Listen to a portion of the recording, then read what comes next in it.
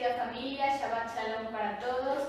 Gracias por estar una vez más con nosotros y compartir en este Shabbat la parashá del Eterno Dios y la Haftarah.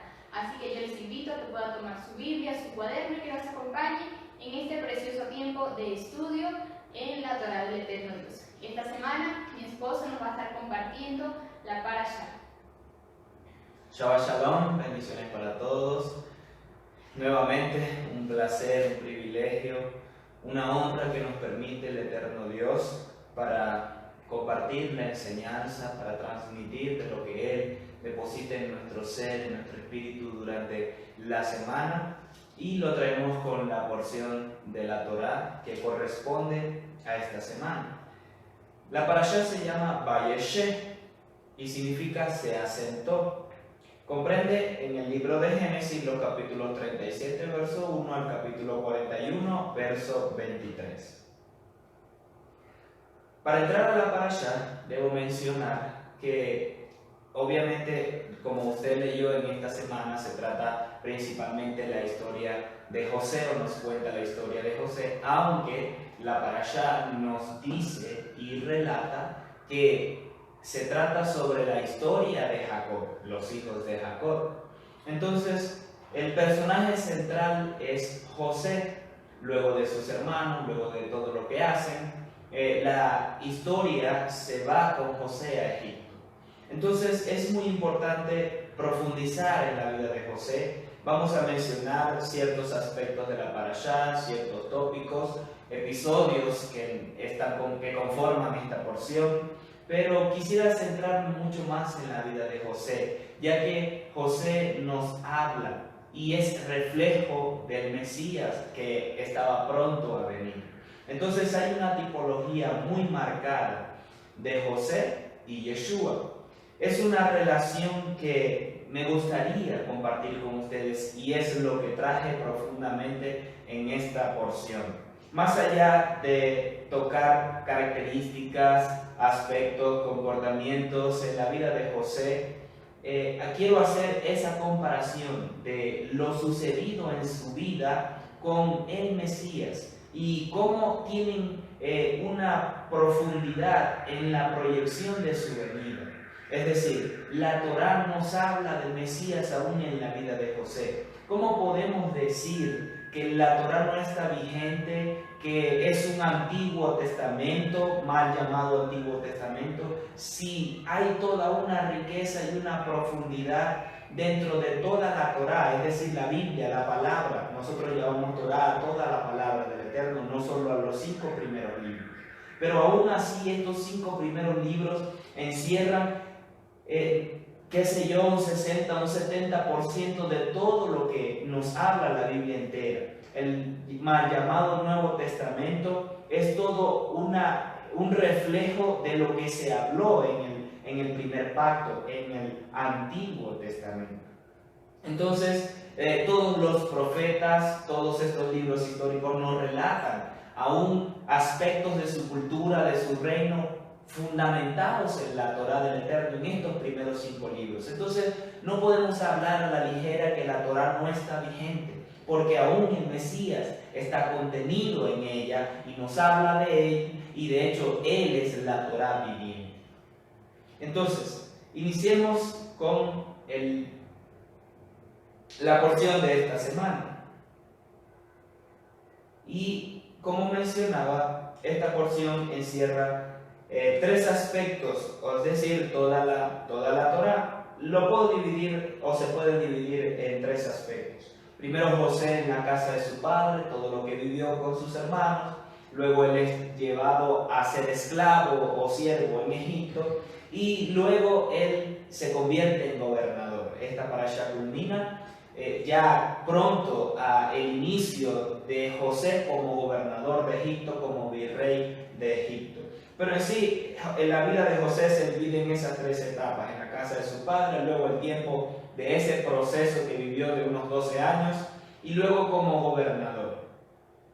Aprovecho para decir de una vez que pueden visitar la página Reshamer para conocer o escuchar la enseñanza del apóstol Carlos Soto que fue dada el día de ayer. Ahí tiene una porción, una enseñanza de la porción de la Torá, donde el apóstol profundiza más en ciertos aspectos. Nosotros compartimos y enseñamos todo lo que es la porción, vamos episodio por episodio, pronunciando las enseñanzas del Dios eterno contenidas en su Torá, pero con el apóstol Carlos puede encontrar una enseñanza más profunda en un tema específico contenida en la Torá. El eterno Dios habla de muchas maneras y nos enseña de muchas formas, en un tema o en varios temas o en toda la porción completa.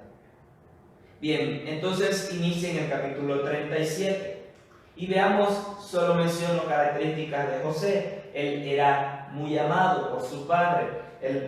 Jacob le dio una túnica, dice la traducción, de colores, que representaba también la primogenitura, como el hijo amado de Jacob, y él le entregó esa túnica, pero también hay una traducción que dice que fue un talí que le entregó a José. Representaba, como dije, la primogenitura y la autoridad que iba a tener dentro de su casa por encima de sus hermanos. Recordemos que Rubén profanó el lecho de su padre acostándose con Bilha, concubina de Jacob, y que era sierva de Raquel, perdiendo así su primogenitura y destituyéndose él mismo de todo lo que representaba esa primogenitura, la autoridad, los bienes y la continuidad de la palabra dada a Jacob por el Eterno. José, en la casa de su padre, en sus aspectos, él fue un informador, coloqué, como puede ver en la diapositiva, en el círculo de abajo, fue un informador de Jacob en relación a lo que hacían sus hermanos. Otros dirían que era un acusador o delataba a sus hermanos delante de Jacob, y por eso también los hermanos lo aborrecían. Y esa es otra de las características de José en casa de su padre, que fue aborrecido, traicionado, odiado, envidiado por sus hermanos, debido a que era el favorito, digámoslo así, de su padre, del más amado por todo, en comparación a sus hermanos, siendo hijo de Raquel, la mujer amada de Jacob. Pero toda esta envidia, todo este celo que había en sus hermanos no nació necesariamente con ellos, sino que fue heredado por la envidia de Lea contra Raquel, ya que Lea quería dar hijos a Jacob, obteniendo así un mérito con el número de hijos, para que Jacob entonces se allegara a ella y se quedara con ella y la prefiriera por encima de Raquel. Jacob en ningún momento se dice que la prefirió por encima de Raquel, aún por el número de hijos, sino que Raquel siempre fue su amada y él dormía con ella, la tienda de él estaba con ella. Entonces sus hijos heredaron esta rivalidad, digámoslo así, en la envidia de Lea, que al ver la actitud de Jacob en favoritismo de su hijo José, se acrecentó la envidia en ellos, los celos. Y otros aspectos en la vida de José que vamos a tocar produjo que esta envidia creciera mucho más, hasta el punto de desear matarlo. ¿Y cuáles fueron estos aspectos o estos dos acontecimientos que presentaron esa envidia? Los sueños de José. El primero lo encontramos en el 37:7. Estábamos atando, les cuenta José a sus hermanos que había tenido este sueño. Estábamos atando manojos de trigo en el campo, cuando de repente mi manojo se levantó por sí mismo y se paró derecho. Entonces los manojos de ustedes vinieron, se reunieron alrededor del mío y se postraron delante de él. Luego dice que les contó aún otro sueño, lo dice en 37:9. Aquí está, tuve otro sueño, y allí estaba el sol, la luna y 11 estrellas postrándose delante de mí. Ellos le respondieron: ¿qué enseñorearás tú sobre nosotros? Y lo aborrecieron aún más, dice la Torá. Luego contaron, y él también contó este sueño a su padre Jacob. Jacob le dice: ¿pero qué es esto que está diciendo? ¿Acaso yo y mi madre nos arrodillaremos ante ti? Y tiene un aspecto muy profético este segundo sueño, ya que el sol y la luna representaban a su padre y su madre. Pero si recordamos, Raquel había muerto antes de que José tuviese este sueño. Entonces, cómo su madre muerta iba a arrodillarse. Esto nos habla de una proyección profética y en relación al Mesías. Toda la vida de José es tipo del Mesías. Seguimos entonces. Estos sueños fueron las palabras proféticas que rodearon a José y a su vez preparó el escenario para su cumplimiento. Una vez que el Eterno le entrega estos sueños, esta palabra profética que él proclamó, marcó el inicio de un proceso en su vida para salir de la casa de su padre, donde sería llevado cautivo a Egipto, vendido a Egipto, y procesar así su carácter para que estos sueños tuviesen cumplimiento pleno en el orden perfecto del Dios eterno para su vida, con un carácter formado. Era necesario que para que estos sueños llegaran a su cumplimiento, el carácter de José estuviese pulido, formado, preparado para la apertura de este nuevo tiempo en el cual él sería gobernador, como aún sus hermanos lo interpretaron. Eso nos habla también a nosotros. Cuando el eterno Dios nos da una palabra, marca el inicio de un proceso en nuestra vida, donde el eterno lo que desea es, o en lo que nos introduce, mejor dicho, es en un proceso donde va a sacar lo que no es de Él en nosotros, lo que está desalineado en nuestras vidas para formar nuestro carácter, más allá de dones, más allá de talentos que sí son necesarios para establecer el reino y que el eterno Dios nos los entrega. El carácter va a determinar la promoción o el cierre de ese proceso. No los dones o no lo que yo pueda hacer a través de manifestaciones del Eterno en mi vida, sino del carácter formado, yo sujeto y alineado a ese proceso, para que Él entonces pueda operar a través de mí con la capacidad correcta en mis dones, en mis talentos. Porque una persona sin un carácter formado no puede ser promovido. Se promueve muchas veces aún él mismo o por otras personas, creyendo por manifestación de dones o algo o de servicio tal vez, que ya está preparado, pero tal vez todavía faltan aspectos en la vida que aún faltan. Entonces José debía pasar por este proceso de formación de carácter que marcaron el inicio que se marcó con el inicio de estos sueños.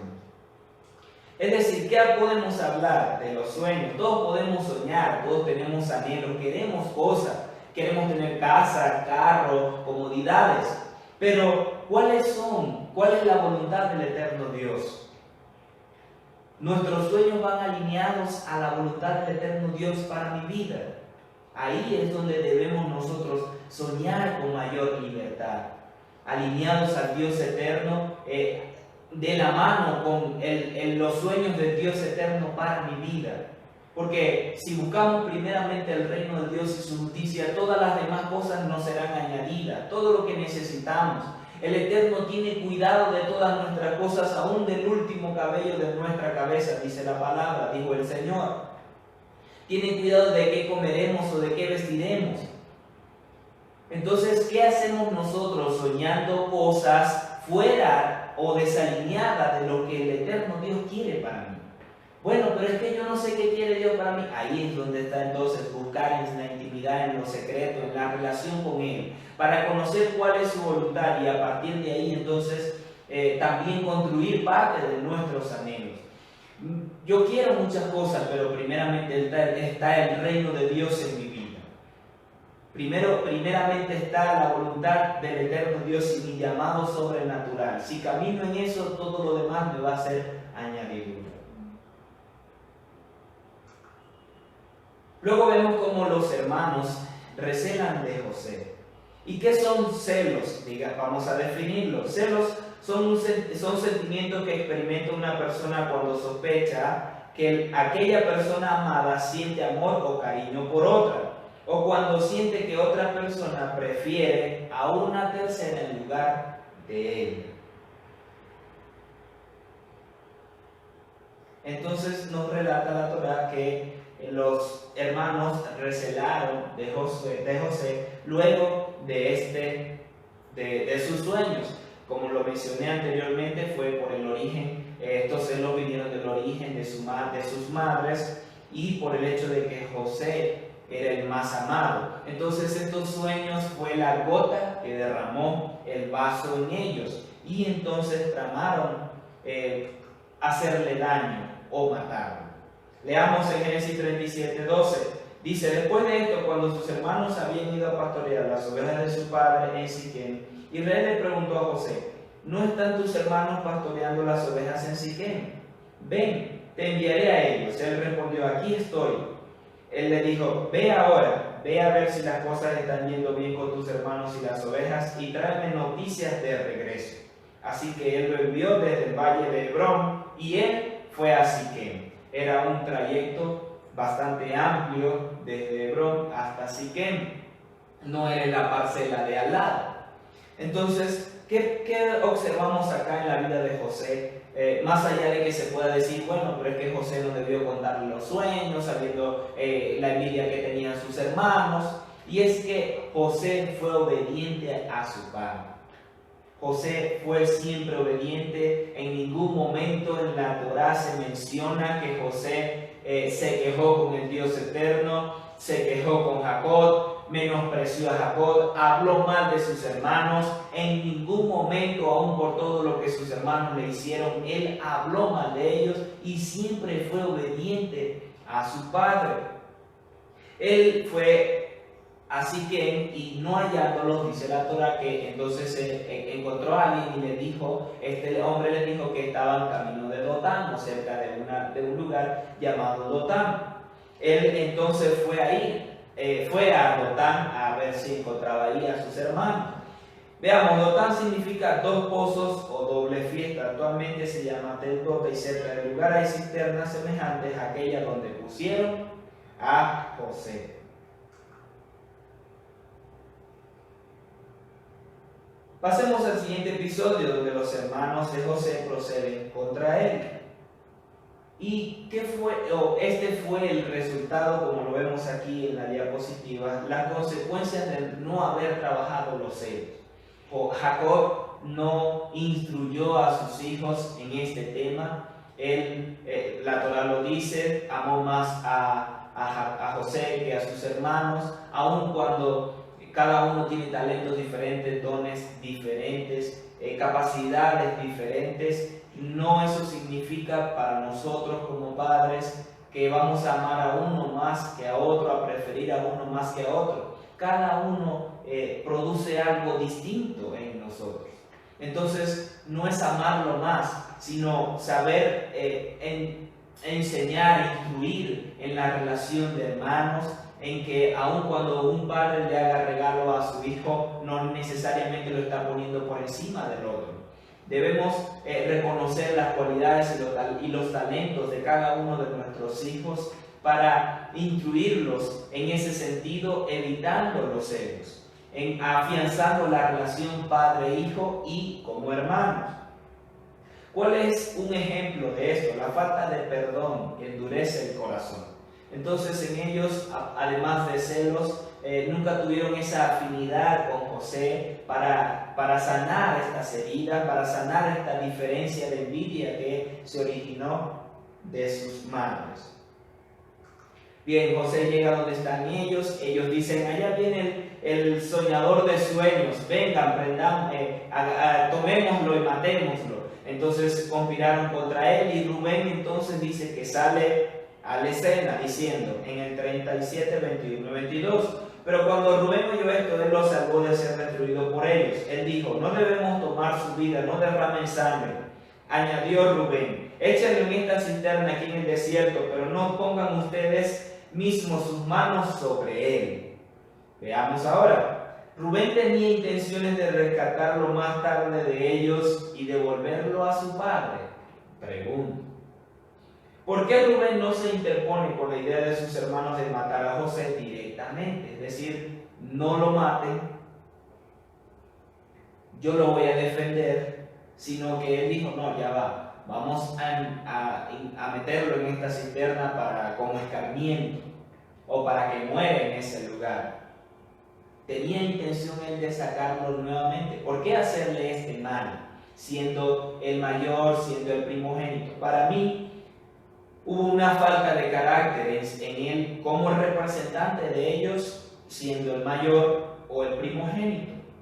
Es decir, él evadió su responsabilidad. Entonces, para mí esta es otra de las razones por la cual Rubén no fue considerado con la primogenitura, por la cual Rubén perdió la primogenitura, acostarse con Bilha, la concubina de Jacob, y también no dar la cara por su hermano, el hijo amado de Jacob, en esta ocasión. De esta forma entonces los hermanos lo agarran y lo arrojan al pozo, y dice: sucedió pues que cuando José llegando a sus hermanos, ellos le arrebataron la túnica de muchos colores que tenía puesta, lo agarraron y lo echaron en la cisterna. La cisterna estaba vacía sin ninguna agua en ella. Una traducción de cisterna, para que nosotros lo entendamos mejor, sería un pozo. Los pozos que vemos en el desierto, de donde sacan agua, eso es una cisterna. No es un barranco amplio donde hay espacio, no, es un pozo. Lo metieron ahí, el pozo estaba vacío. Unos comentan que ahí se acumulaban serpientes o escorpiones, es decir, era un lugar duro y muchos podían morir en ese lugar. Entonces, nuevamente nos habla de la palabra profética, porque la palabra profética, cuando es lanzada o el Eterno la da sobre nuestra vida, nos introduce en una cisterna. Es decir, nos introduce en un proceso que en muchas ocasiones resulta bastante difícil y a veces no podemos, no se percibe la luz aun cuando la puerta está abierta. Es un proceso donde el Eterno Dios procesa nuestro carácter para ser hallados, aprobados, dignos y entrar en el cumplimiento de esa palabra. Dotán fue también el lugar donde el Eterno abrió los ojos del criado de Eliseo para que viera la protección del Eterno para con ellos. Recordemos la escena en el segundo libro de Reyes 6:13. Entonces, como dije, marca el inicio de un proceso. Pasemos al siguiente capítulo, episodio. Dice: Judá salva la vida de José. Judá dijo a sus hermanos: ¿de qué nos aprovecha si matamos a nuestro hermano y cubrimos su sangre? Vengan, vendámosle a los ismaelitas, en vez de matarlo con nuestras propias manos. Después de todo, él es nuestro hermano, nuestra propia carne. Sus hermanos entonces prestaron atención a Judá. Y podemos ver entonces que Judá en este episodio dio la cara por encima de Rubén, salvando a José de que sus hermanos lo mataran. Entonces podemos ver que Judá fue la herramienta del Eterno Dios para encaminarlo en el propósito. No vamos a justificar esta actitud de Judá o este hecho que él hizo con José, supuestamente salvándolo. Pero si creemos en el Dios eterno y vivimos por Él, todas las cosas nos ayudan para bien, y el eterno Dios aprovecha nuestras circunstancias, aún en desobediencia, para corregir nuestra vida, para procesar nuestra vida y alinearnos al perfecto diseño que Él tiene para nosotros.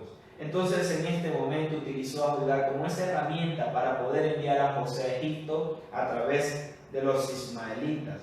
De esta forma, José es vendido como esclavo a los ismaelitas por 20 piezas de plata. Ellos lo llevan, lo toman, se lo llevan a Egipto. Pero entonces vemos la reacción de Rubén. Rubén regresó a la cisterna y al ver que José no estaba en ella, rasgó sus vestidos en señal de duelo. Él regresó a sus hermanos y dijo: el muchacho no está allí, ¿a dónde puedo ir ahora? Ahora él sí está reconociendo la responsabilidad que tenía para cuidar a José. Él no estaba con ellos en ese momento porque estaba pastoreando el rebaño. Entonces ellos aprovecharon y hicieron esto a espaldas de Rubén.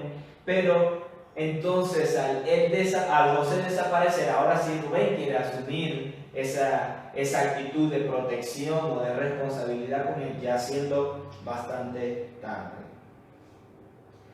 Luego de esto, ellos toman las ropas de José, toman las ropas de José y sacrifican un macho cabrío del rebaño, lo llenan de sangre y le llevan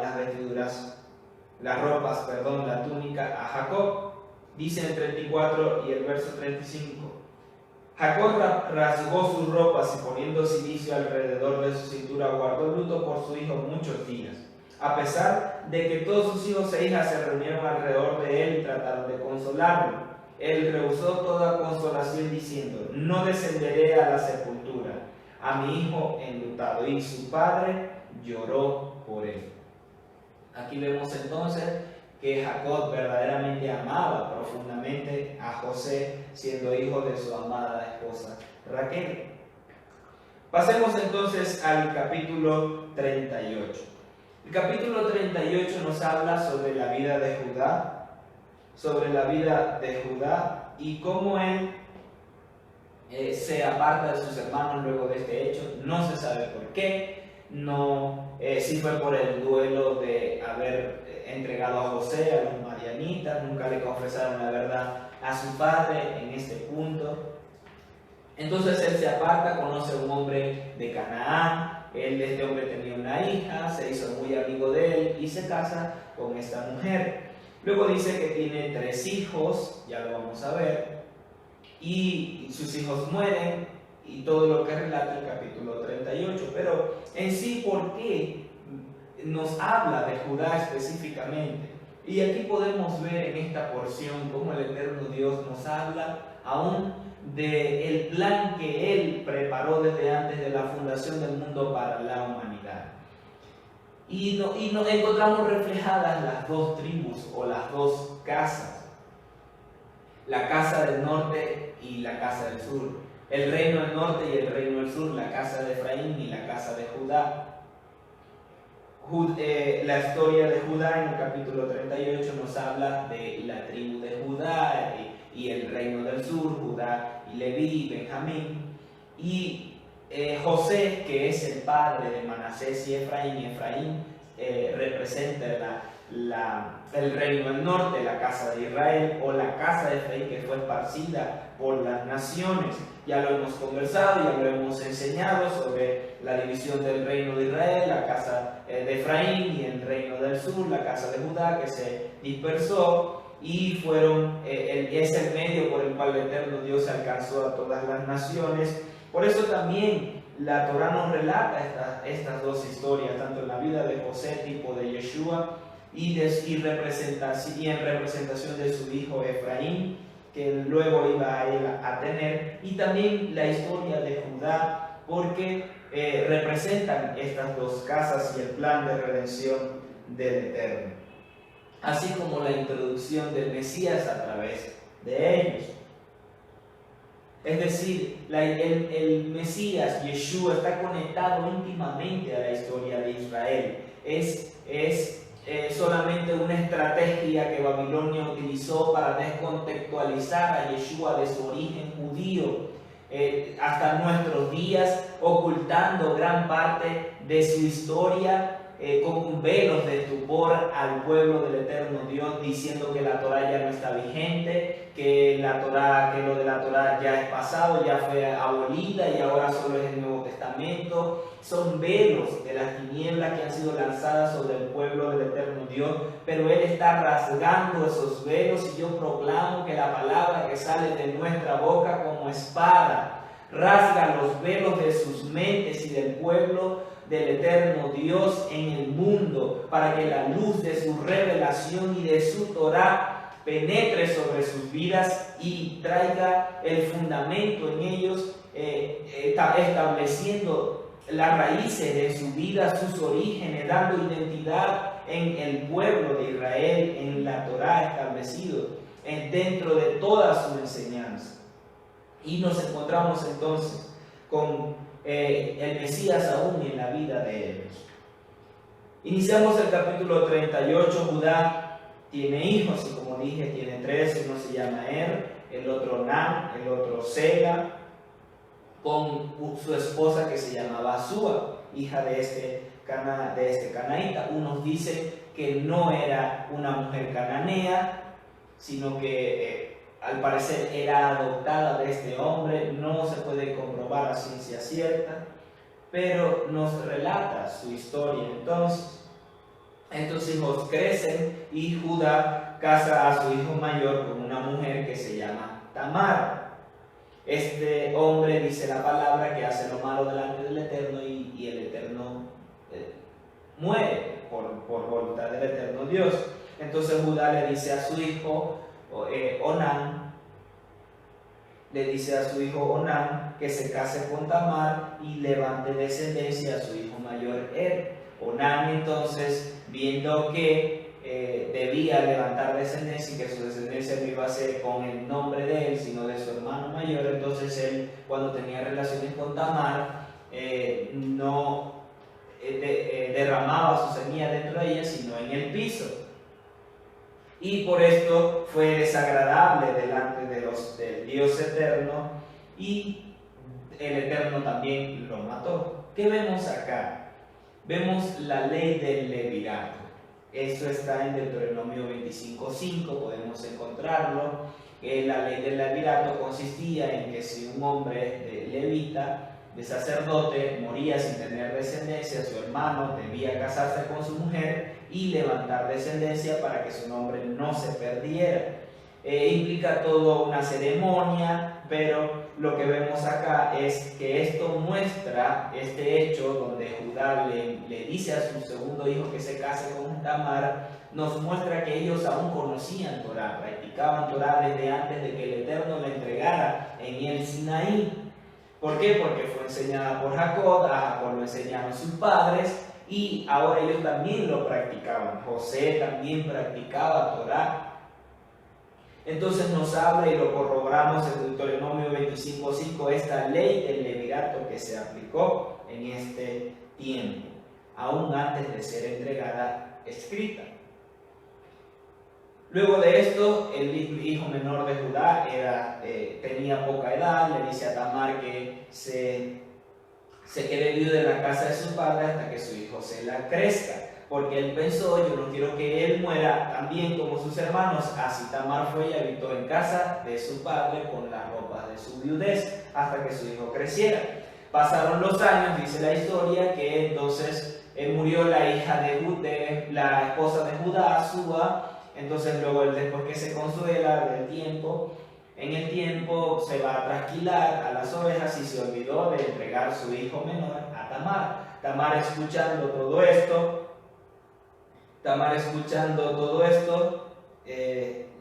se va a encontrar y se prepara para encontrarse con Judá. ¿Qué vemos aquí? Judá entonces en cierta medida, supuestamente olvidándosele, engañó a Tamar y no reconoció la maldad en sus hijos, teniendo duda de que si era por causa de Tamar que sus hijos morían, no por culpa de ellos.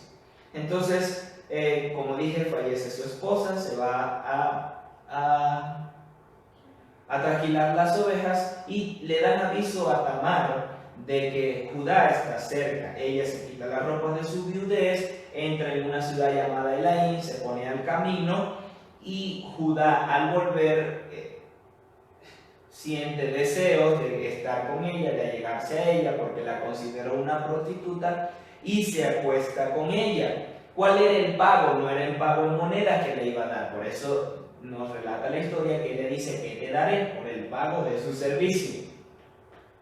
Entonces él le ofrece un cabrito como garantía él le ofrece un cabrito como pago que se lo iba a enviar y ella como garantía le pide el sello, el cordón y el cetro. Luego de esto él se lo entrega y cuando van a enviarle el cabrito ya Tamar no está. Pasa el tiempo, nos dice la historia, estoy parafraseando para ir adelantando, y en el 38:24 dice, después de 3 meses le fue dicho a Judá, Tamar, tú no has estado actuando como una ramera, además ella está preñada como resultado de su prostitución. Judá dijo: sácala y que sea quemada viva. Cuando ella fue sacada, envió este mensaje a su suegro: estoy embarazada del hombre a quien pertenecen estas cosas. Determínate, imploro, de quién son el sello, el cordón y el cetro. Pero antes de explicar esto, cuando Judá le dice que la saque y que sea quemada viva, aquí vemos también Torá, porque era una ley también establecida para la hija de un sacerdote que fue hallada en prostitución, en fornicación, debía morir de esta forma, quemada. En la ley para la fornicación de una mujer en Israel, en el pueblo, tenía que ser apedreada, pero si era hija de sacerdote, debía ser quemada viva. Entonces aquí lo vemos también, Torá, aún antes de ser escrita. Judá acepta su error, reconociendo así el sello, el cordón y el báculo o el cetro que pertenecían a él. Entonces él dice que más justa fue ella que yo, por el hecho de ella haber actuado no como una prostituta. Judá entonces engendra con Tamar 2 hijos y dice que no se llegó más nunca a ella. ¿Cuáles fueron estos hijos? Fares o Pérez en hebreo, y Sera o Sar. Fares significa rompimiento y Sera significa escarlata. De hecho, menciono que a través de la descendencia, de la genealogía de Pérez, es que viene el Mesías. Por eso también se menciona en esta porción de la Torá, dentro de toda la palabra, para que quede constancia de la genealogía del Mesías. Pasamos al capítulo 39 y durante este capítulo 38, este tiempo fue el recorrido de los madianitas con José a Egipto. Retomamos entonces a José como personaje principal del relato de aquí en adelante, el capítulo 39. Y si pueden ver en el mapa, es solo una representación del recorrido que fue desde Dotán, más allá cerca del Jordán, hasta Egipto, en el campamento, en la caravana de los madianitas.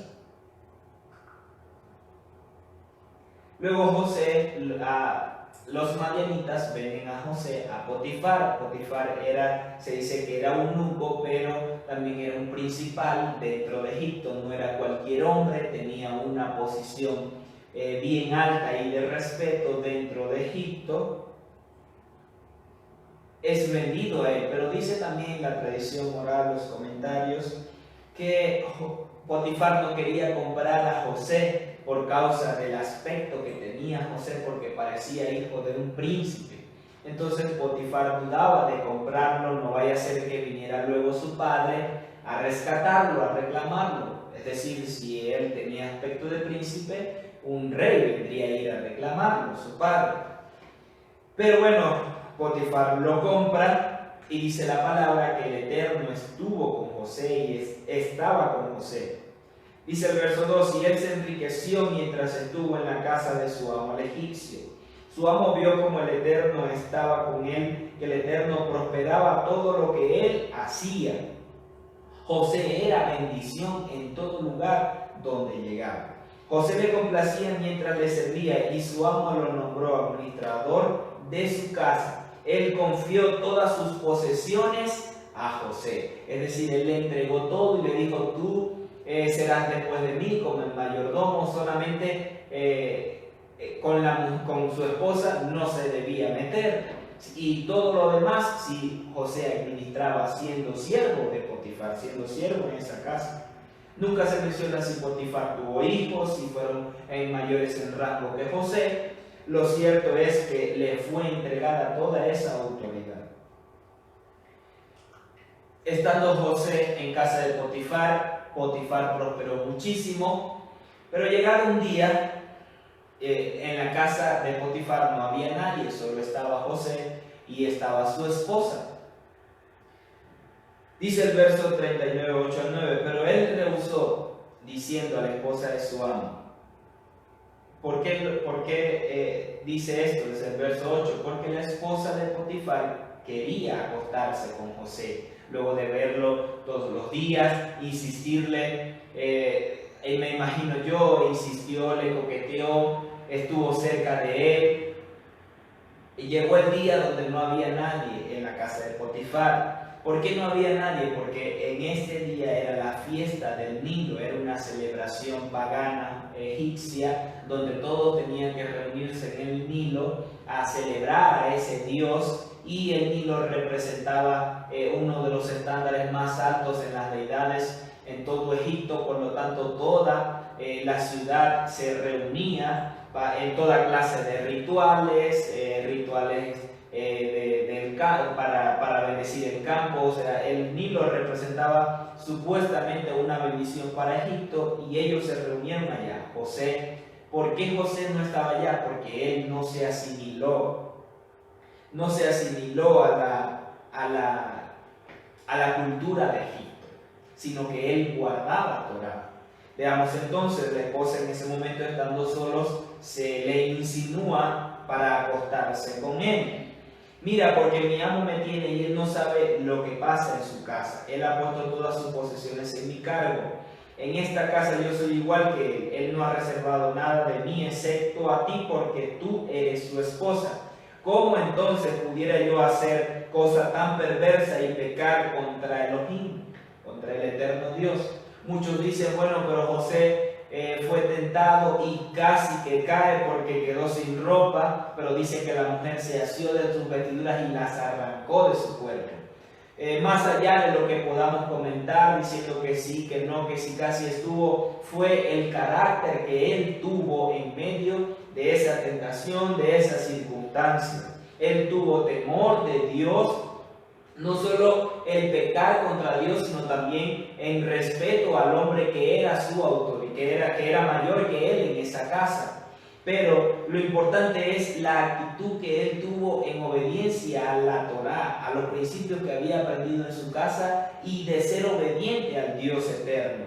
Salió corriendo sin importarle nada. Dice el Génesis 39:11, luego de que él sale corriendo y todos vuelven, la mujer dice que dio gritos, y se relata la calumnia de esta mujer en contra de José. Sin embargo, un día cuando él entró en la casa para hacer su trabajo, y ninguno de los hombres que vivían en la casa, ella estaba allí dentro, le contó que él intentó abusar de ella. ¿Qué nos habla esto? Nuevamente repito, José no se asimiló a la cultura de Egipto, no yendo a las fiestas del Nilo, a la celebración del Nilo. Aún eso nos deja una enseñanza para hoy día, porque el calendario gregoriano, en el calendario en el cual nos movemos casi a nivel mundial, está repleto de festividades paganas que ninguna está o tiene su fundamento en la palabra. Ninguna. La Navidad, el Día de la Madre, el Día de los Padres, ninguna festividad de nuestro calendario está basada en la Torá. Entonces son paganas, no tienen que ver con el eterno Dios. Ni siquiera la Navidad, que dicen que es el nacimiento del Mesías, pero no es así. Entonces, a través de la Torá, el eterno Dios nos enseña cuáles son sus festividades, cuáles son las verdaderas festividades que sí debemos celebrar, y están escritas en su Torá. Yeshua la celebró, el Señor la celebró, sus discípulos la celebraron. Solo que a través de Constantino y de Roma fue sacado del contexto, como lo mencionaba, e introdujeron ellos todas estas festividades paganas. Luego de esto, entonces, José es enviado a la cárcel. Por misericordia del Dios eterno, no es asesinado, no es ahorcado, ya que este era un pecado o una falta de muerte en Egipto, haberse metido con la esposa de Potifar, para cualquiera. Aún así, se dice que había una persona, un testigo en la casa de Potifar, una mujer llamada Asenat, que se dice era adoptada de Potifar y su esposa, y se dice que era una mujer hebrea. Entonces esta mujer, al parecer, vio lo que sucedió y le contó a Potifar que no era del todo cierto lo que decía su esposa acerca de José, y Potifar no lo mató, sino que lo envió a la cárcel. Yo creo que fue el eterno Dios también en la vida de Potifar para que tuviera misericordia de él. Los sueños fueron esas palabras proféticas que se convirtieron en el combustible que mantuvo el altar de José.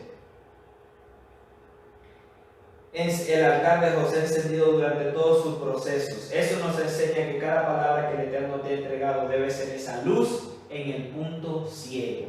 No olviden las palabras proféticas que el Eterno Dios ha dado. Tomen, escríbanla, repásenla, proclámenla día a día, porque eso será el combustible para encender nuestro altar al Dios eterno.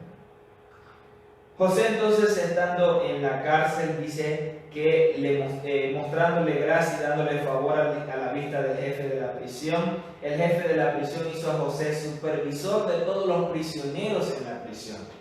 Así que cualquier cosa que ellos hicieran allí, él estaba a cargo de ellos. Y dice la palabra que José hizo prosperar la cárcel. ¿Cómo se prospera una cárcel? Es decir, se llena de más presos. ¿Cómo se hace prosperar una cárcel? O hay una corrección en ellos, hay una restauración en ellos, y entonces son soltados ya como nuevas personas. También es un poco confuso entender que él hacía prosperar una cárcel. Se dice también que la cárcel tenía campos, tenía siembras, y los reos trabajaban en esas siembras. Entonces José, como administrador, hizo prosperar la cárcel. Esa puede ser también una para poder entenderlo mejor. Pero lo importante es que tanto en la casa de Potifar como ahora en la cárcel, la vida de José fue procesada para pulir su carácter. Un carácter como administrador, como dirigente, para implementar estrategias que resultan efectivas. El eterno Dios estuvo con él y lo formó en esta etapa de su vida para, más allá de la casa de Potifar, en lo que era solo la casa, ahora implicaba personas no directamente relacionadas con un amo, sino dentro de una jurisdicción que era la cárcel, y él como administrador también hacía prosperar ese lugar. Entonces nos habla y nos enseña que el eterno Dios nos ha bendecido. Yeshua está en nosotros, a través de Yeshua somos benditos. Por lo tanto, todo lo que nosotros tomemos, administremos, debe prosperar en nuestra vida. Debemos tener un reflejo en la vida de José, donde todo en lo que nos asignen, lo que nos entreguen, menor dimensión o mayor dimensión que sea la responsabilidad o el trabajo o el cargo, debe prosperar a través de nuestras manos. Debemos caminar de esa forma. De esta manera entonces pasamos al capítulo 40, donde ya José en la cárcel. Sucede algo importante en personas cercanas al faraón, al rey de Egipto. Eran el copero y el panadero. Se dice que el copero y el panadero hicieron algo en contra de faraón y fueron enviados a la cárcel por esta causa. ¿Cuáles fueron esas cosas? Que en la copa del faraón fue hallada una mosca en el vino. Entonces el faraón interpretó que era un atentado contra él, contra su persona, tal vez envenenado. Una de las funciones del copero era probar todo antes de dar al faraón, por si estaba envenenado, no muriera el faraón. Bueno. Lo otro fue con el panadero, el que fue hallada una piedra en un pan, y de esa forma el faraón también lo interpretó en contra de su persona. Génesis 44, el capitán de la guardia encargó a José estar con ellos, y él fue y les servía mientras estuvieron en prisión. Y uno de los aspectos para la promoción es el servicio. El servicio será una de las plataformas de nuestra promoción. Vemos entonces que estando ellos ahí un día, él les dice que por qué están decaídos, porque su semblante está así. Ellos le cuentan y comienza el copero diciendo, yo soñaba que veía una vid delante de mí, y en la vid 3 sarmientos, y ella como que brotaba y arrojaba su flor, viniendo a madurar sus racimos de uvas. Y que la copa de Faraón estaba en mi mano, y tomaba yo las uvas y las exprimía en la copa de Faraón, y daba yo la copa en mano de Faraón. Pudo haber sido cualquier sueño, sí, pero esta vez era el eterno Dios quien lo estaba poniendo en él y en el panadero. ¿De qué nos habla este sueño más allá de la restauración del mismo hombre en aquel tiempo? Y es que cuando habla de la vid, nos encontramos también una tipología de Yeshua entre estos dos hombres y José. Juan 15:1 dice: yo soy la vid verdadera y mi padre es el viñador. Y los 3 sarmientos nos hablan de los 3 días que estuvo el Mesías en el seno de la tierra, para luego resucitar, para luego ser resucitado por el Padre. Entonces aquí nuevamente vemos una proyección de la venida del Mesías y cuál iba a ser su labor y su trabajo. La vid habla de que él es la vid verdadera, y los 3 sarmientos hablan de esos 3 días. José le interpreta el sueño al copero y le dijo que iba a ser restituido a su pueblo, que la interpretación era del Eterno, y le da esta interpretación. Viendo el panadero que le había interpretado bien, él entonces también contó su sueño. Viendo el jefe de los panaderos que había interpretado para él, dijo a José: también yo soñé que veía 3 canastillos blancos sobre mi cabeza. En el canastillo más alto había de toda clase de manjares de pastelería para Faraón, y las aves las comían del canastillo de sobre mi cabeza. Tenemos también una representación en el del Mesías, 2 representaciones del Mesías en el panadero. Primero, siendo él como el panadero, nos habla del Mesías que nació en Belén, casa de pan. Belén significa casa de pan. Entonces ahí tenemos una relación. Lo segundo es que el Mesías en Juan 6:35, en el 51, en casi todo el capítulo, en varias veces, él habla de que él es el pan de vida. Y el pan vivo que descendió del cielo también menciona la Torá acerca del Mesías. Bien. Luego, desde el verso 20 leemos: al tercer día, que era el cumpleaños de Faraón, él dio una fiesta para todos sus oficiales. Y él alzó la cabeza del jefe de los coperos y la cabeza del jefe de los panaderos de entre sus sirvientes. Él restauró al jefe de los coperos de regreso a su posición. Se determinó de que era ya lo inocente. Así que él dio de nuevo su copa a Faraón. Pero él ahorcó al jefe de los panaderos, como José había interpretado a ellos, es decir, panadero fallado, culpable. Sin embargo, el jefe de los coperos no se acordó de José, sino que lo olvidó. ¿Por qué? Porque José, luego de interpretar su sueño, le había dicho que se acuerde de él cuando estuviera delante de Faraón. ¿De qué nos habla esto? Por una parte, de no autopromocionarnos, de no vendernos como esa marca o como esa imagen para hallar gracia o promoción nosotros como hombres delante de las personas, ya que el tiempo de Dios es perfecto y también está alineado a nuestra obediencia para que el eterno Dios nos pase a esa promoción, nos introduzca en ese nuevo proceso, en una nueva plataforma. Pero también podemos ver de que de esta no era la forma que el eterno Dios quería promover a José o sacar a José de la cárcel. Iba a representar un acontecimiento importante para que en todo Egipto no hubiese otro como José y entonces asumir esa posición de acuerdo a la voluntad del eterno Dios. Habiendo sido restaurado el copero en su posición nuevamente, también encontramos una relación con el Mesías en este caso.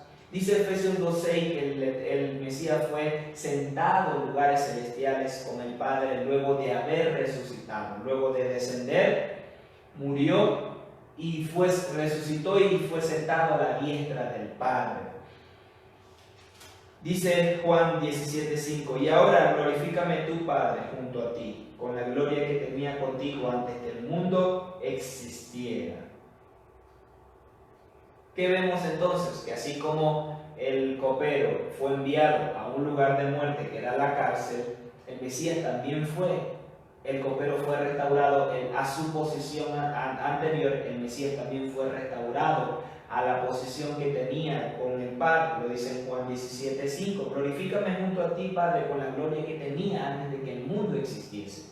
Nos habla del Mesías toda la Torá.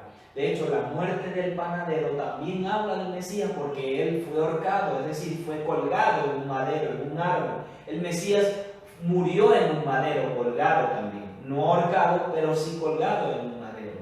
Nos habla también del Mesías.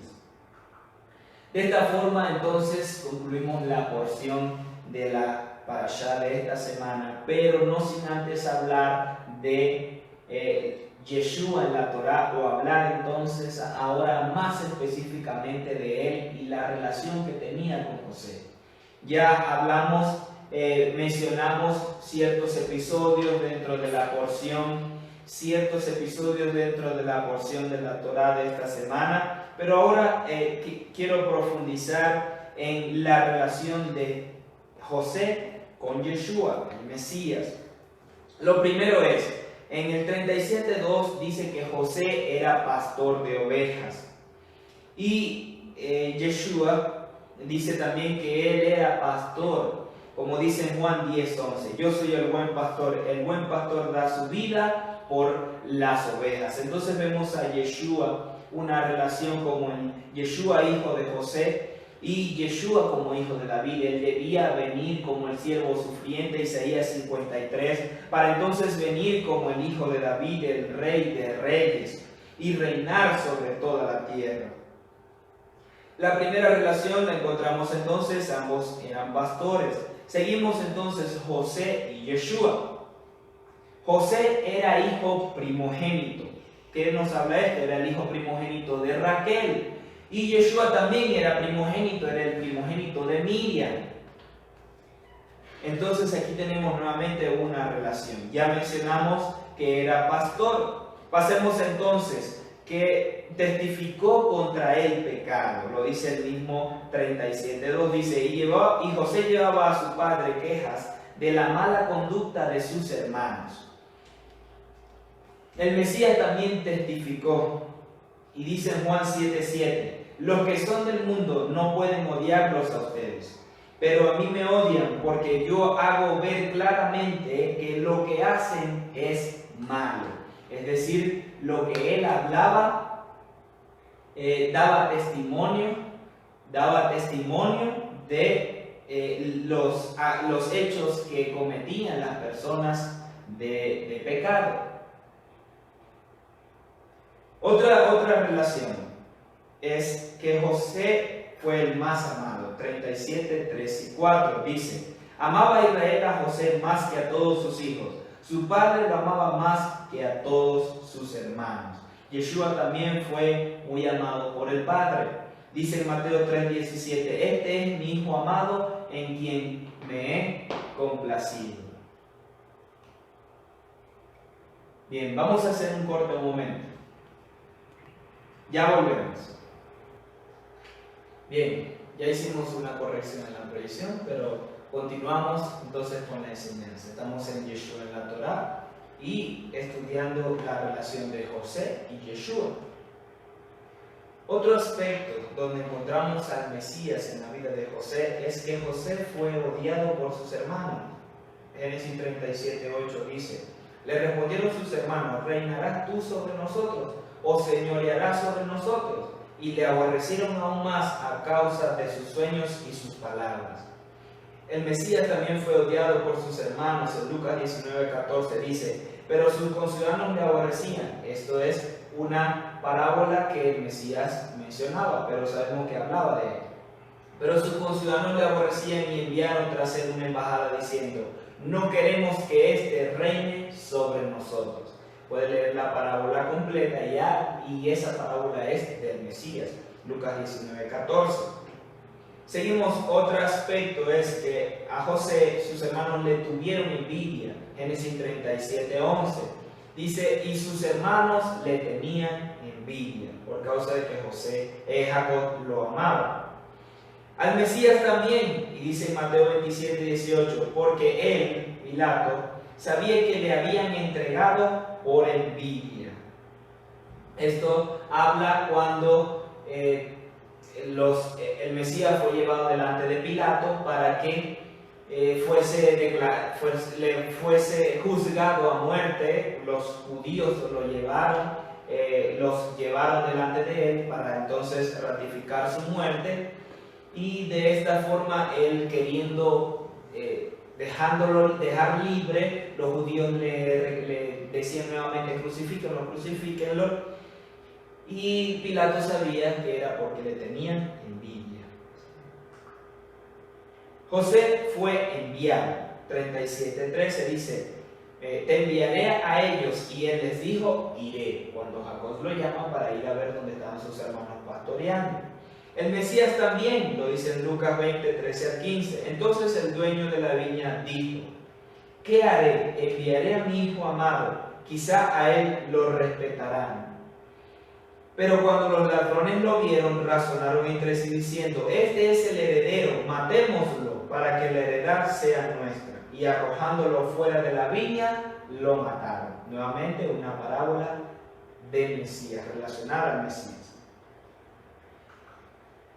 Seguimos. José buscó a los que estaban perdidos. En un sentido, él fue a buscar a sus hermanos en Siquem, pero ya no estaban, sino que estaban en otro lugar, es decir, para él y para su padre estaban perdidos. 37:16, hablando José con uno de estos hombres que estaban por ahí, les dijo que buscaba a sus hermanos.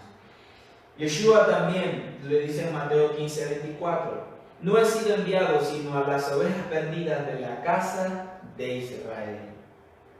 Estos eran los hijos, en José eran los hijos que estaban perdidos, hijos de Israel. Y el Mesías vino sino a las ovejas perdidas de la casa de Israel. ¿Por qué él dice esto? Porque en el contexto, recordemos, la casa de Efraín, el reino del norte, ya había sido dispersado por las naciones. Algunos podían, o muchos podían identificarse, ya que retornaron a sus zonas, pero ya había una mezcla en ellos, y para los judíos ellos eran prosélitos, es decir, estaban mezclados, no eran puros aún, sabiendo de que eran de Israel.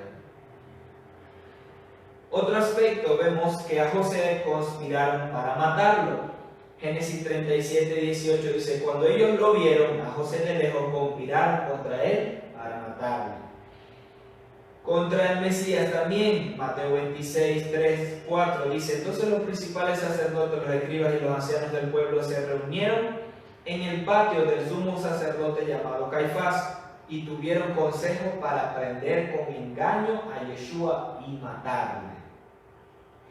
Estamos viendo una similitud en sus vidas, y cómo la Torá, a través de la vida de José, nos habla de la proyección del Mesías, tanto dentro del plan de redención como su venida, tanto la primera como la segunda venida. Otro aspecto: José fue vendido por piezas de plata, en Génesis 37:28, y lo vendieron a los ismaelitas por 20 monedas de plata. A Yeshua también, Mateo 26:15 dice: ellos le pagaron 30 monedas de plata a Judas por entregar a Yeshua, al Señor. Seguimos. La túnica de José fue ensangrentada, o tenía túnica ensangrentada, en 37:31, luego de ser vendido a los ismaelitas y volver sus hermanos a casa de su padre, empaparon la túnica de él con sangre. El Mesías también, dice en Juan 19:23, cuando los soldados vieron crucificado a Yeshua, tomaron sus vestidos e hicieron 4 partes, una para cada soldado. Tomaron también su túnica, la cual era sin costura, de un solo tejido, de arriba abajo. Es decir, lo despojaron, lo desnudaron antes de crucificarlo, y ya lo habían azotado. Él venía ensangrentado en el camino. José fue llevado a Egipto, 37:28 dice: así llevaron a José a Egipto, luego de ser vendido. El Mesías también fue a Egipto. Mateo 2:14, cuando Yeshua era todavía niño, dice que José le fue dado aviso de que nacería este libertador, él mandó a matar a todos los niños menores de 2 años y entre eso estaba el Señor. José se levantó, tomó al niño y a su madre y salió con ellos de noche camino a Egipto. Nuevamente vemos la relación. Otra más, se hizo un sacrificio sustituto por José. ¿Cómo fue esto? Entonces tomaron la túnica de José y degollando un chivo de las cabras, empaparon su túnica de sangre, para decirle a Jacob que alguna fiera del campo lo había devorado. Yeshua también fue un sacrificio sustituto por nosotros, más específicamente. Dice en Hebreos 9:12, ni por medio de la sangre de machos cabríos ni de becerros, sino por medio de su propia sangre, entró una vez por todas en el lugar santísimo, habiendo asegurado eterna redención. Yeshua, como representación de ese macho cabrío que se enviaba al desierto en Yom Kippur, llevando los pecados del pueblo, el Mesías, a través de su sacrificio, él limpió todos los pecados del pueblo, de los escogidos, asegurando así eterna redención, lo dice Hebreos 9:12. Todo el libro de Hebreos, en este caso el capítulo 9, nos habla más específicamente de eso. Otras más tenemos, y es que dice la Torah en el 39:2 del libro de Génesis, que el Eterno estuvo con él, es decir, con José. Y en Hechos 10:38 se habla también de Yeshua. Dice, vosotros sabéis cómo el Eterno ungió a Yeshua de Nazaret con el espíritu de santidad y con poder, el cual anduvo haciendo bien y sanando a todos los oprimidos por el adversario, porque el Eterno estaba con él. José fue siervo, 39:4. Así encontró José gracia ante sus ojos y llegó a ser su siervo personal, el siervo de Potifar. Yeshua también dice Filipenses 2:7, sino que se despojó a sí mismo, tomando forma de siervo, hecho semejante a los hombres. Hay toda una relación de José con Yeshua y seguimos hablando y tocando más aspectos, los voy a seguir mencionando. Entregó la casa a su cuidado. A José se le entregó la casa al cuidado, es decir, la casa de Potifar. 39:4 dice, y lo hizo mayordomo sobre su casa y entregó en su mano todo lo que poseía para administrarlo. A Yeshua también le fue entregado todo en su mano. Dice Hebreos 3:5-6, y Moshe fue fiel en toda la casa del Eterno como siervo para testimonio de lo que se iba a decir más tarde. Pero el Mesías fue fiel como hijo sobre la casa del Eterno, cuya casa somos nosotros, si retenemos firme hasta el final nuestra confianza y la gloria de nuestra esperanza. José fue tentado, 39:3. No hay nadie más grande que yo en la casa, y nada me ha rehusado el Señor a ti porque eres su mujer. Hablaba José a la esposa de Potifar. Yeshua también fue tentado. Hebreos 4:15 dice, porque no tenemos un sumo sacerdote que no pueda compadecerse de nuestras flaquezas, sino uno que ha sido tentado en todo como nosotros, pero sin pecado. Entonces él nos entiende. José fue condenado a muerte injustamente porque supuestamente abusó de la esposa de Potifar, pero no fue así. Ocurrió entonces que al oír el amo las palabras de su mujer que le había hablado diciendo, así me ha tratado tu esclavo, se encendió su furor. Tomó su amo a José y lo echó en la cárcel donde estaban encerrados los presos del rey. Podemos decir, no, pero es que fue enviado a la cárcel. Ya va, fue enviado a la cárcel a morir, no colgado, pero sí enviado a morir en la cárcel, todos esos años que pudiese pasar. Yeshua también fue condenado a muerte. Lucas 23 nos dice, él entonces le dijo por tercera vez, pues qué mal hizo este, ningún delito de muerte hallé en él. Repito, esto es el caso de Pilatos frente a los judíos que querían condenar a Yeshua. Ningún delito de muerte hallé en él. Después de azotarlo, pues lo soltaré. Pero ellos insistían a grandes voces demandando que fuera crucificado y sus voces prevalecieron. Fue condenado injustamente. Sí, era todo un plan que el Eterno tenía de redención, pero nuevamente encontramos la similitud entre ellos. a José dos criminales lo acompañaron en la cárcel o en el lugar de muerte. 42:3. Y lo puso bajo la custodia en la casa del jefe de los guardias en la cárcel, el lugar donde estaba preso José, es decir, el copero y el panadero. Yeshua también fue condenado a muerte con 2 hombres más. En Marcos 15:27 dice que 2 crucificaron a su lado, uno a su derecha y otro a su izquierda, a 2 bandidos. Por último, entonces, tenemos 2 aspectos más y que nos hablan del Mesías, del Mesías dentro de la Torá, a través de la vida de José, y es que José fue sacado del lugar de muerte o de la muerte. En el 41:14 dice: entonces el faraón mandó llamar a José y lo sacaron inmediatamente de la cárcel. Esto es, luego de que en el capítulo 41 nos relata sobre los sueños que tuvo Faraón de las 7 espigas buenas y las 7 espigas malas, las 7 vacas gordas y bonitas y las 7 vacas flacas, que ambas las flacas, devoraban a las gordas y parecía igual. José interpreta el sueño y es sacado de la cárcel para interpretar el sueño. Aquí no los habla, 41:14. Entonces el faraón mandó llamar a José y lo sacaron inmediatamente de la cárcel, del lugar de muerte. Yeshua también, Colosenses 2:12, dice: al ser bautizados ustedes fueron sepultados con el Mesías y fueron también resucitados con él, porque creyeron en el poder de Dios que lo resucitó. Sí, en Mateo, en casi todo el pacto renovado, vemos la resurrección del Mesías y cómo él fue sacado de la muerte. Puede encontrar incluso versículos para reforzar esto.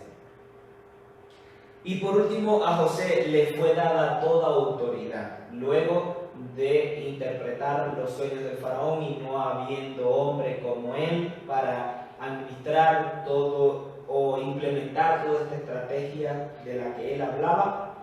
Dice: tú te harás cargo de mi palacio y todo mi pueblo obedecerá tus órdenes. Solo yo seré más que tú, porque soy el rey. Le fue dada toda autoridad a Yeshua también. Mateo 28:18 dice: Yeshua se acercó a ellos y les dijo: Dios me ha dado toda autoridad en el cielo y en la tierra. Entonces, ¿cómo no podemos ver al Mesías dentro de la Torá? ¿Cómo podemos decir que la Torá está vigente? Aún podemos encontrar otras similitudes y otra relación de José con el Mesías. Solo coloqué estas, pero se pueden mencionar otras y aún en la porción de la semana que viene vamos a encontrar otras relaciones más. Otra similitud de José con el Mesías puede ser la gavilla que se levantó en el sueño que tuvo José, representándolo a él, pero también el Mesías, porque hablaba de la resurrección y su levantamiento de la muerte. Otra relación puede ser, lo vamos a ver más a detalle en la porción siguiente, que José fue separado de sus hermanos por un tiempo, así el Mesías fue separado de su pueblo por un tiempo, pero pronto volverá y lo veremos nuevamente. Entonces, yo declaro sobre su vida que todo velo de las tinieblas, todo velo de Babilonia que te impide ver la revelación del Mesías y el plan de redención del Eterno, desde el Génesis hasta el libro de Apocalipsis o Revelaciones, se asienta sobre tu vida, y que todo argumento de las tinieblas para decir que la Torá, que la palabra del Eterno no está vigente, que es el mismo Yeshua viviente, se rompe sobre tu vida, y la revelación y la Torá del Eterno se establece en ti, en todo tu ser, espíritu, alma y cuerpo. Aún en tu forma de alimentarte, la Torá se revela sobre tu vida y el Mesías se revela sobre ti. La palabra dice: conoceréis la verdad y la verdad os hará libre. ¿Quién es la verdad? Yeshua es la verdad. ¿Y quién es Él? Él es la Torá viviente. Entonces declaro que la Torá se revelará sobre ti y te hará libre, en el nombre poderoso de Yeshua. De esta forma entonces culminamos ahora sí la porción de la parashá de esta semana y pasamos entonces a la Haftará con mi esposa Leima.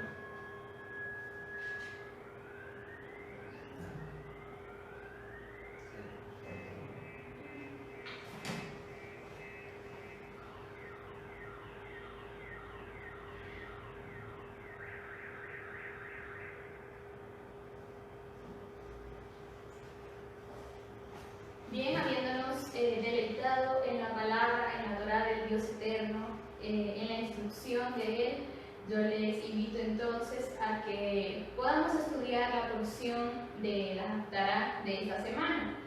Y la encontramos en Amós, el libro de Amós, capítulo 2, desde el verso 6 hasta el capítulo 3, versículo 8. Y antes de comenzar a leer los primeros versículos que conforman la Haftará de esta semana, en primer lugar es bueno recordar que para la época de Amós, Israel estaba dividido en dos reinos: el reino del norte, al cual también se le conocía como Israel y Efraín, y su capital era Samaria, y el reino del sur y sus diversos nombres, como es Judá, la casa de David, y su capital era Jerusalén. Amós era pastor en el reino de Judá, pero profetizó en el reino del norte. ¿Qué podemos ver acá? Amós era fue un profeta enviado para hablar palabra del Eterno a las naciones. Y en los versículos que anteceden lo que comprende la Haftará de esta semana, vemos cómo él se dirigió a varias naciones, a varios pueblos, para hablar la palabra del Eterno Dios y para decir la condición en la que ellos estaban, los pecados que estaban cometiendo en ese tiempo. Entonces Amós fue un profeta enviado a las naciones, fue un profeta el cual estaba formado en él el carácter del Eterno, y él no le importaba si quizás podía poner en riesgo su vida por ir y denunciar los pecados en los cuales estaban estas naciones. Él solamente le importó cumplir con su llamado, cumplir con su asignación e ir y dirigirse a donde el Dios eterno le decía, para hablar y para decir las condiciones en las que el pueblo y esas naciones estaban en ese momento. Entonces él tenía claro que él no había sido enviado para alegrar los oídos de muchos, y que él no era enviado para decirles cosas bonitas, sino para confrontarlos con su condición, con lo que ellos estaban pasando en ese momento. Entonces Amós fue una persona íntegra, fue un hombre íntegro que solamente se preocupaba, o que le importaba más cumplir con lo que el Dios eterno le estaba diciendo, con llevar el mensaje del Dios eterno, que agradar a los hombres. Así que esto fue el profeta Amós.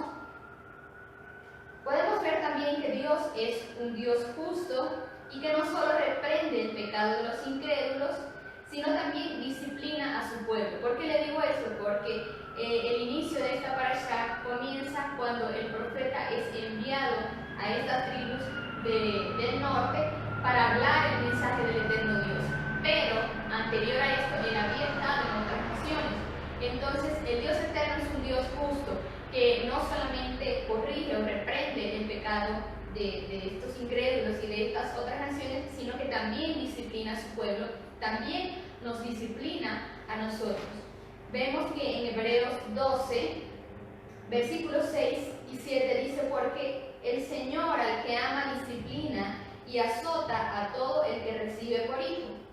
Permaneced bajo la disciplina, pues Dios os está tratando como a hijos. Porque ¿qué hijo es aquel a quien su padre no disciplina?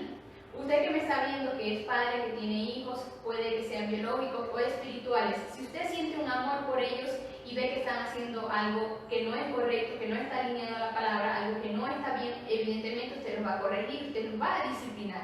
De esta misma manera, este profeta fue enviado a estas naciones como un vocero de parte del Dios eterno para disciplinarlos, porque el Padre nos ama, y más adelante vamos a ver que ratifica esto en la palabra. Entramos entonces en el capítulo 2 verso 6 del libro de Amós, y nos comienza diciendo la haftará de esta semana. Así dice el Señor: por 3 transgresiones de Israel y por 4 no revocaré su castigo, porque venden al justo por dinero y al necesitado por un par de sandalias. La conexión entre la parashá y la sección de los profetas de esta semana es muy evidente, ya que, como se recordará, los hermanos de José presentaron 2 propuestas para liberarse de José.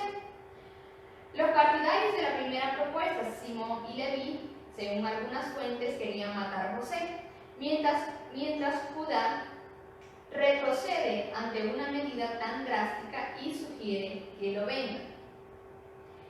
En la tradición judía, José es conocido como Yosef Hatzadik, es decir, José el justo. Y tal cual como lo vimos y como lo estudiamos en la parashá de esta semana, José, todo lo que vimos, todo lo que hemos estudiado hasta ahora, José fue un hombre justo, José fue un hombre íntegro, que no se ve que dice que hizo algo malo y que transgredió la Torá del Eterno.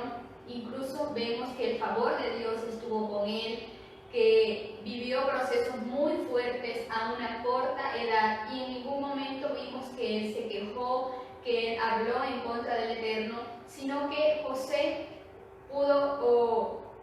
tomó y asimiló de una manera madura cada una de las etapas que él fue experimentando y que él fue viviendo. Y pues pudimos ver que incluso a cada lugar o donde José era puesto, donde era llevado, el favor del Eterno estuvo con él y él fue bendecido, y el lugar donde él estaba era bendecido por causa de José. En el caso de la parashá, los hermanos de José pecan con él vendiéndolo siendo un justo. En la haftará, los opresores de la generación de Amós venden al justo por un par de zapatos, o venden al justo por dinero. Las tribus del norte conocían la Torá, pero estaban cometiendo los mismos pecados que el resto de las naciones. Entonces era aún más delicado, porque ya ellos conocían la Torá, conocían la palabra del Eterno, sabían lo que era correcto, sabían lo que era justo. Y aún así ellos estaban cayendo, se estaban asimilando a las conductas de otras naciones y no estaban practicando la justicia.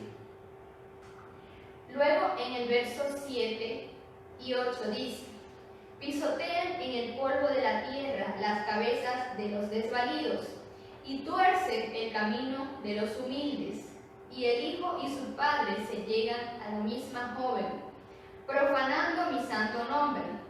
Sobre las ropas empeñadas se acuestan junto a cualquier altar, y el vino de los multados beben en la casa de sus dioses. Amós entonces enumera los pecados de Israel, y como les dije anteriormente, él no va a decirle cosas bonitas, sino a denunciar lo que se estaba viviendo en ese tiempo.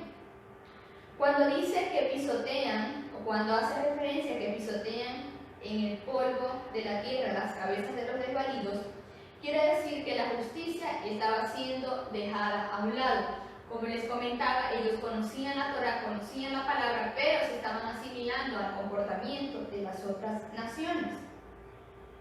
¿Qué podemos ver también? Que sobornaban a los jueces para ganar los juicios contra los inocentes, contradiciendo la Torá del Eterno.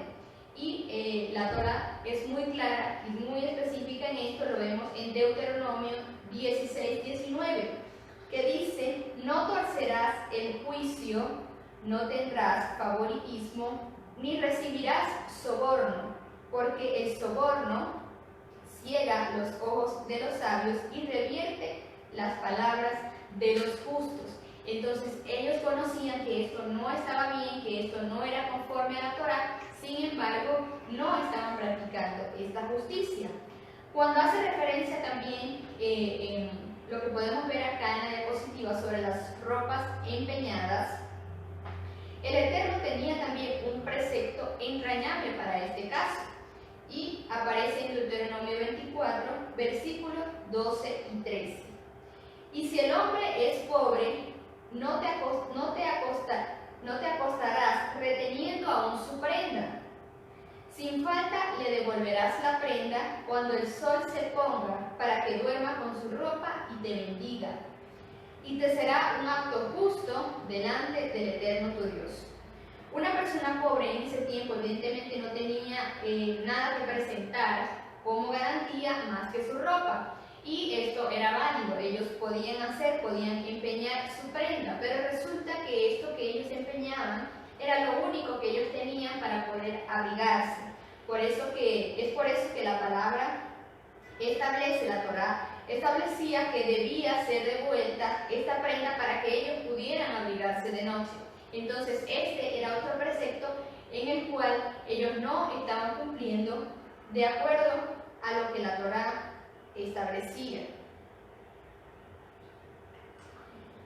Podemos ver acá entonces tres aspectos que se reflejan evidentemente que ellos estaban transgrediendo. Primero era contra el prójimo, cuando dice que pisoteaban el polvo de la tierra, las cabezas de los desvalidos y tuercen el camino de los humildes y heridos. Entonces ellos no estaban practicando tampoco lo que era el amor al Eterno, el amor hacia su prójimo.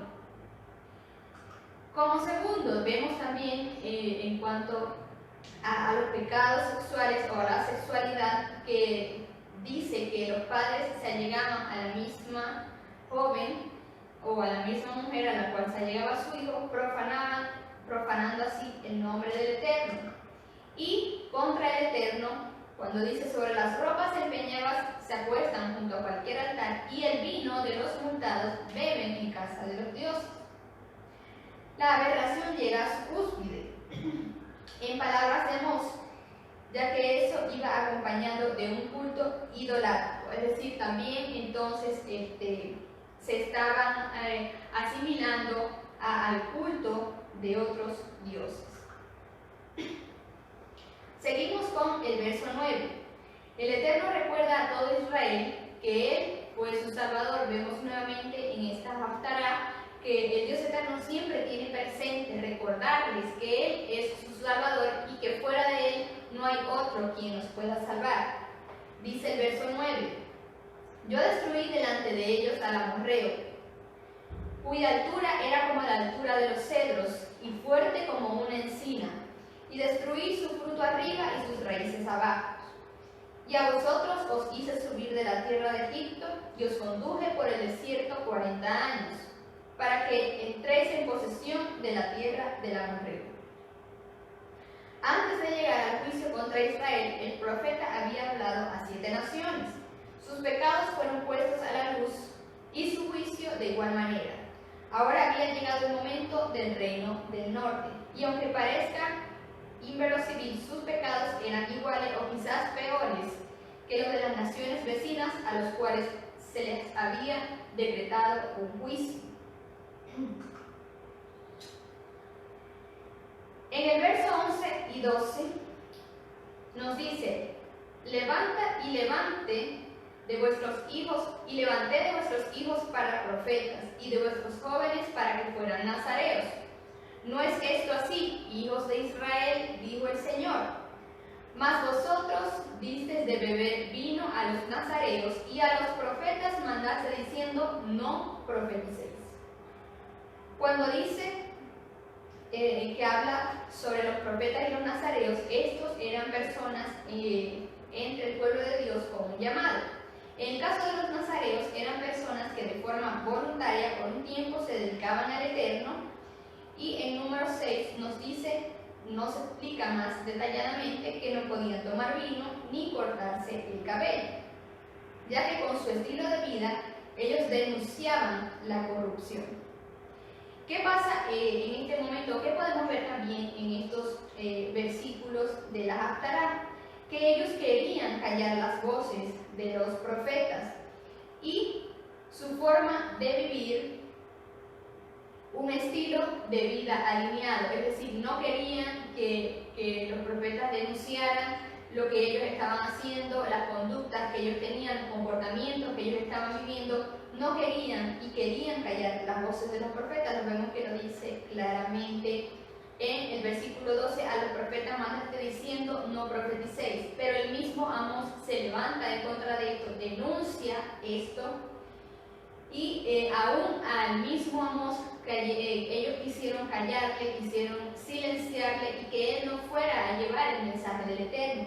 Esto lo podemos ver acá en el mismo libro de Amós, pero en el capítulo 7, versículo 10 al 13, que dice: entonces Amasías, sacerdote de Betel, envió a decir a Jeroboam, rey de Israel: Amós conspira contra ti en medio de la casa de Israel.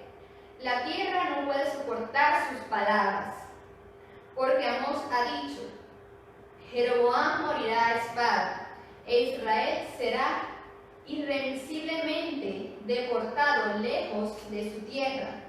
Y dijo Amasías a Amós: vidente, vete, huye a la tierra de Judá y come allí tu pan y allí profetiza. Pero no vuelvas más a profetizar en Betel, porque es santuario del rey y templo del reino. Aún con estas palabras que se le habían dicho al profeta, él siguió firmemente, siguió en el carácter que había estado formado en él y incluso pudo haber puesto en riesgo su propia vida, pero él confiaba en el Eterno, confiaba en la palabra, confiaba en su asignación, y que él simplemente no iba a hablar palabras de humana sabiduría o lo que él estaba percibiendo en su humana sabiduría, sino que él era dirigido por un plan, por un propósito del Eterno, y había sido dirigido a esos lugares, a esas naciones, por una palabra del Eterno Dios que lo envió a decir esas palabras. Así que si tú me estás viendo y tienes ese llamado de profeta y el Dios Eterno te ha llamado y te ha entregado esa asignación, pues esto es un tema bien importante de conocer, es un tema bien delicado, porque no podemos ir a un lugar a llevar una palabra si no es el Dios Eterno quien nos ha autorizado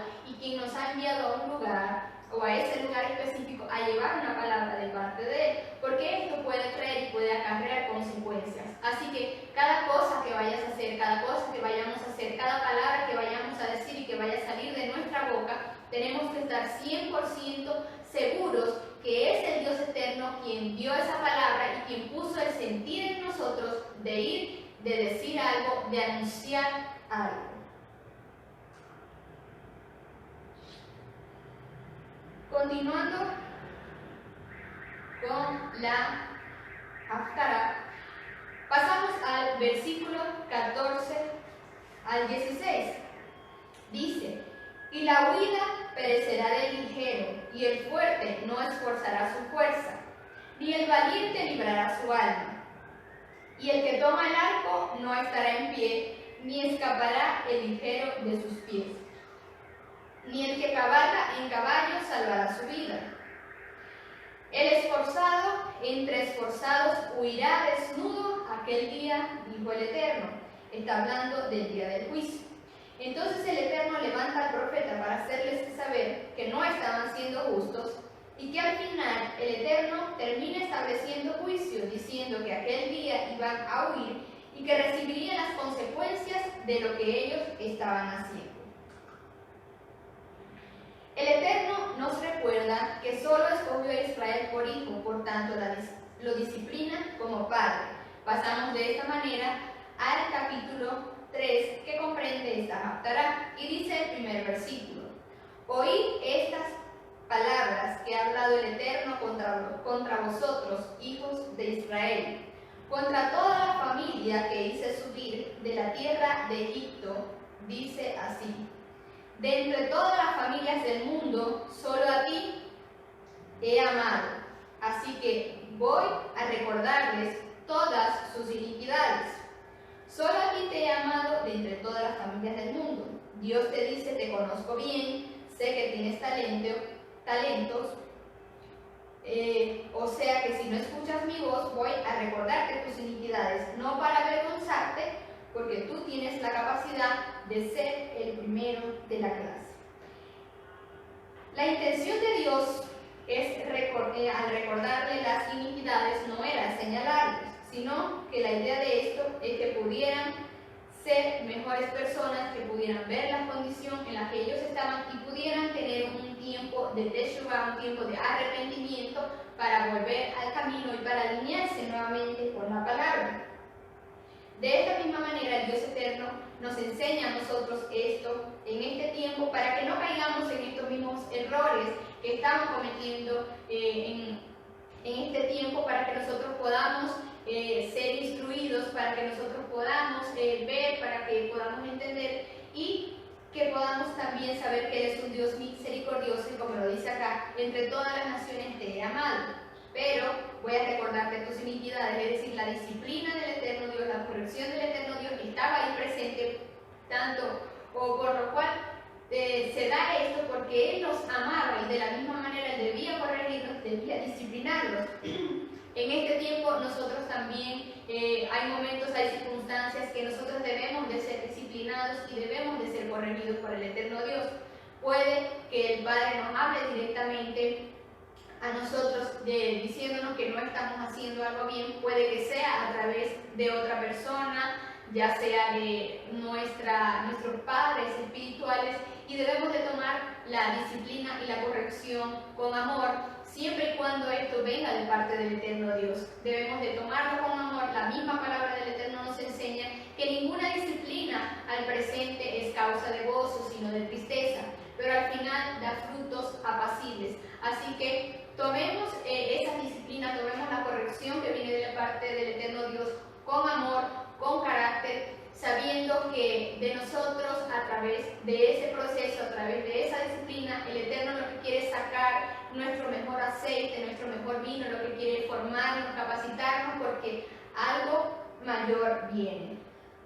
El eterno Dios demuestra su amor, es decir, entre todas las familias de la tierra, Él te ha amado, Él nos ha amado, por eso Él en este tiempo nos está instruyendo, nos está disciplinando, porque debemos de volver a su Torah, debemos de volver a apegarnos a la Torah del Eterno y a lo que Él ha establecido, no asimilarnos en este tiempo a la cultura del mundo, a las culturas paganas, a la cultura de Babilonia, sino asimilarnos a la Torah del Eterno y que otros pueblos y que otras naciones puedan ver lo que nosotros estamos haciendo y que ellos se asimilen a nuestra cultura. Continúa diciendo la Haftarah. Andarán dos justos si no estuvieren de acuerdo. Andarán dos juntos, si no estuvieren de acuerdo. ¿Andará el Eterno a nuestro lado cuando nosotros nos revelamos en su palabra?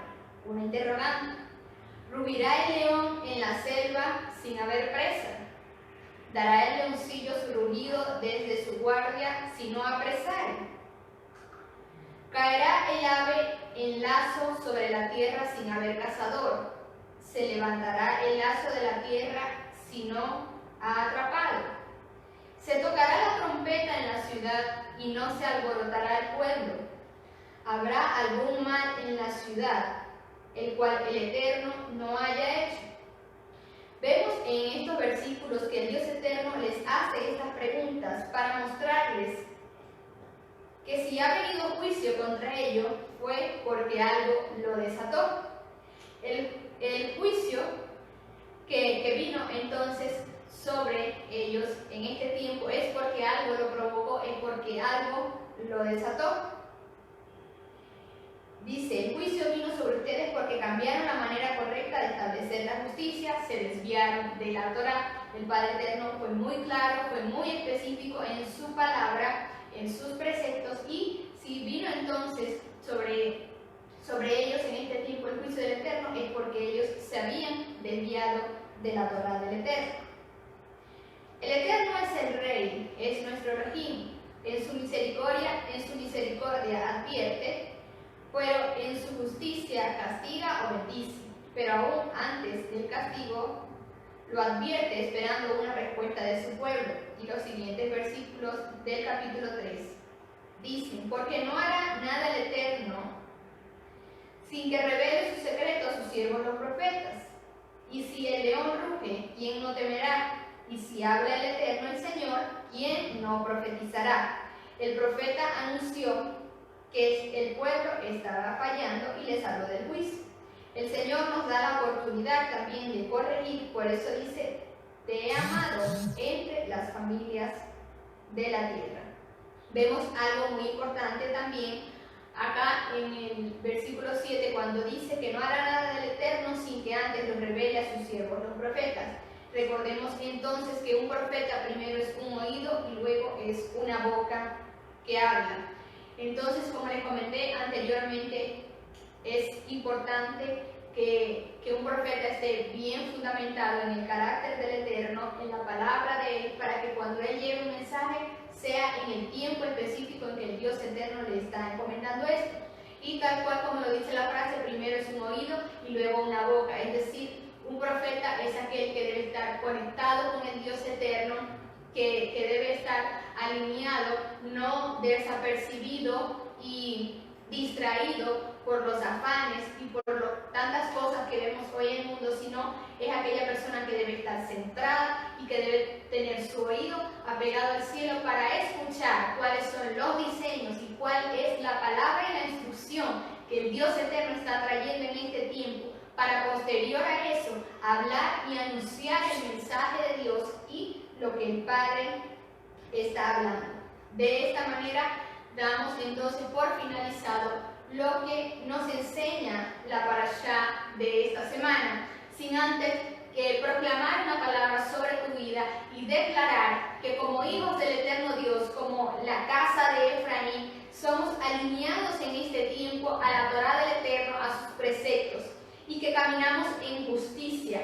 Yo declaro en el nombre de Yeshua que en este tiempo caminamos en justicia, que no nos dejamos sobornar, sino que caminamos como hombres y mujeres justos de acuerdo a lo que la palabra y a lo que la Torá del Eterno ha establecido. Así que no te asimiles a otras culturas, no te asimiles a lo que estamos viendo en este tiempo que nos quiere desviar y nos quiere sacar de la palabra, sino por el contrario seamos esos justos y seamos esas personas diferentes en medio de otros para poder arrastrar a otras personas a la Torá del eterno Dios. Les bendigo grandemente, gracias por habernos acompañado esta semana y nos vemos el próximo sábado en otro espacio para compartir la parashá y la haftará semanal. Shabbat shalom y bendiciones para todos.